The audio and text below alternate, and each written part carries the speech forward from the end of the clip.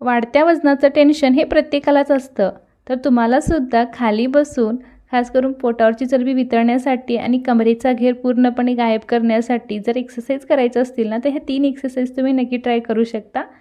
खूप छान आणि खूप हलक्या आहेत. त्यासाठी काय करायचं, खाली बसून घ्यायचं, एक हात आपल्या असं मांडीवर ठेवायचा, दुसरा हात असं मागं ठेवून आपल्याला असं वळायचं आहे. उजवीकडे एकदा वळायचं, डावीकडे एकदा वळायचं. यामुळे काय होतं, कमरेवरती आणि पोटावरती पीळ तयार होतो.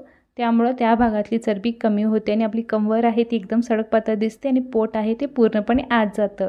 असा रोज व्यायाम 25चे 3 सेट करा. आता दुसरा व्यायाम दोन्ही हात असं जोडली आहे नमस्कार टाईपमध्ये.